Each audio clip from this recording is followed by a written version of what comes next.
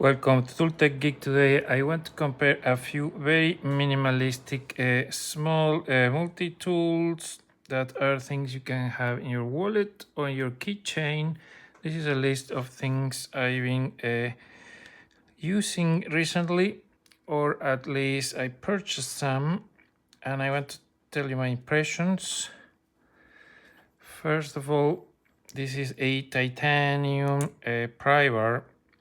It is 26 grams, so it's pretty lightweight for how big it is. So it's presumably made of titanium. I don't think it's made of a very hard grade of titanium, but this is selling at very affordable prices, not more than $10 when I got it, but it's very large. So you get kind of large pry bar titanium, which is lightweight, and it has a bottle opener. It has some of these hexagonals that are supposedly useful for use as wrenches. It has only very few sizes. I guess it could work for some cases. It has a Phillips in the corner, which kind of works for some sizes. I don't think this is a very strong material, very hardened. So in a very, in case of a very sturdy fastener, this starts to kind of chip away or dent. So I only will use this for very light duty. Same thing, I guess, arguably you can use this end as a flathead, but I don't see it being very efficient. That's a spoke wrench for bicycles, but also can use for some other applications where we want to apply a bit of torque. I was thinking, could you use it with a Leatherman bit? Could you use it to drive a Leatherman bit? Yes, you could, but it's not very practical because there's not much of a way to hold it. So I don't think it's practical for that. So in any case, these pry bars, some people say they're overrated. There's also a very saturated market of so many infinite variations. I haven't really had much of a use for an actual pry bar. There are some jobs where people actually use them for some things, maybe for removing nails. At least this has a bit of leverage length, so maybe opening a paint can or things like that could be useful. In any case, in the scheme of things, sometimes these titanium things are very expensive, but this one wasn't. That's why I was curious about it, and I think it's kind of a good option if you want to experience a large titanium tool, but not spend a lot of money. Could be a good option. Second, the famous or infamous credit card survival tool. These are becoming, there's like millions of clones, or not hundreds, I don't know. I'm exaggerating, but there's also many clones of these, and I don't really like it. It is, I think it's maybe a bit heavy. Let's see how much it weighs. This weighs 24.5 grams. It has an edge here that can cut, so you could do some things with it. If you need to, this also has a serrated edge, so it has some functions. But again, it has these wrenches that I don't like too much. They don't really fit exactly the things. There's not much room to leverage, so not my favorite. The ruler looks pretty correct compared with this one. It's in centimeters and millimeters. I don't know. I got more excited when I saw it. I think I ordered this from American Science and Surplus. I think it's a little bit too heavy and bulky for what it is. It has a bottle opener. Some people may like it. This is supposedly to measure angles. I don't know. It's kind of too big for what it is, in my opinion, but it's kind of a classic, so I want to see what it's like. Next one, the Geek Key. So I got this as a gift, and it has some unique features, such as a smoking pipe, which I'm not using. It has one of these combination flathead and Phillips, which I thought is kind of very clever. I don't know who really invented this, because that's also present in this other tool that I'm going to talk about later.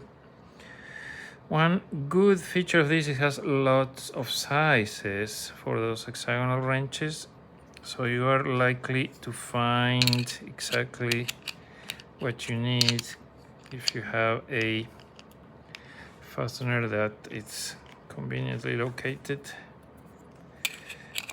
So in that sense, that's a strong point for this one.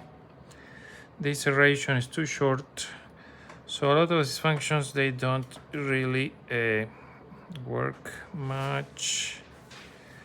So it has kind of very few functions, I guess. Bottle opener.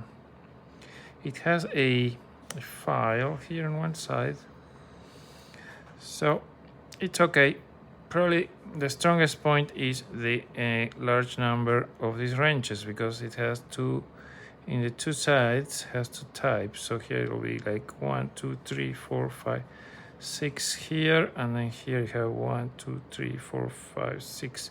So you have kind of 12 sizes of wrenches, plus this one that seems to be a 1/4 inch, which is kind of repeated here. So that is good in that sense, that you get a lot of wrenches.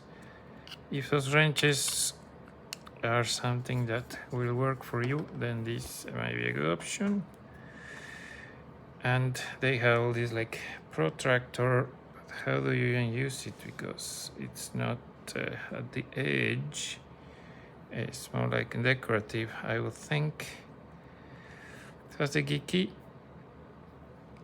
Now, this is one that I got more recently. It's called a Tool Key 2 by Screwpop. This is a different league. This seems to be a pretty good quality mini multi-tool.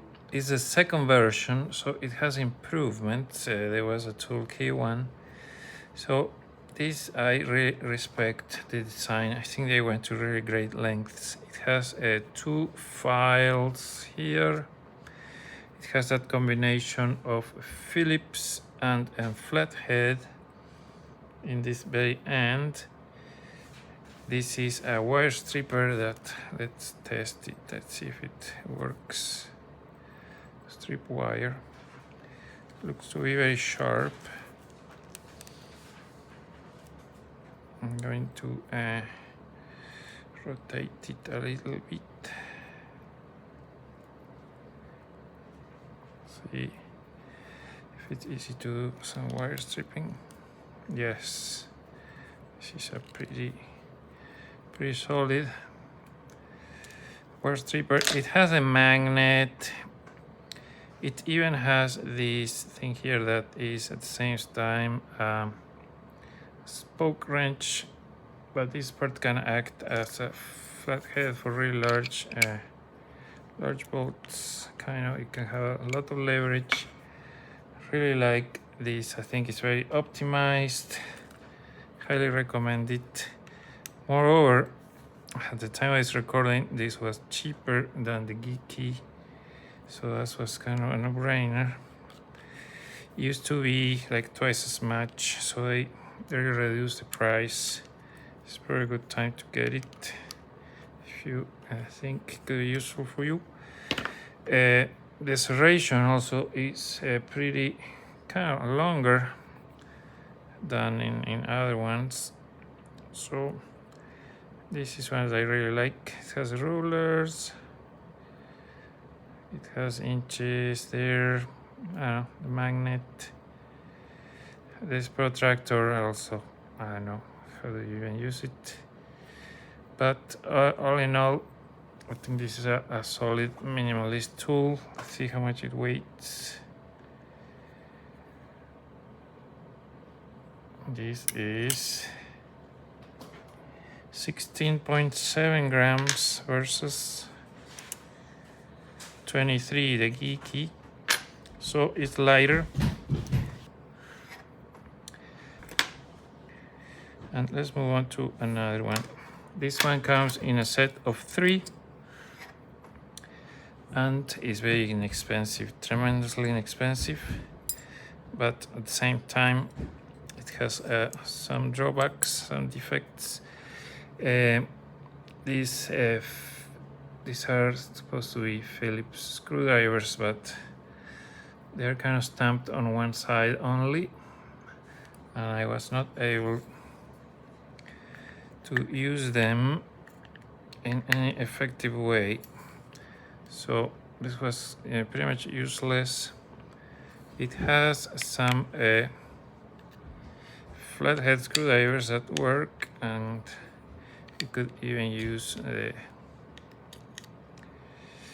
this plain part. Presumably it has a bit of a carabiner, an edge there, rulers, and it comes in a set of 3. Here it even has a bit of a file, so you get 3 very basic, very simple tools. This has a bottle opener, bit of some kind of sharper teeth. This probably will open a package.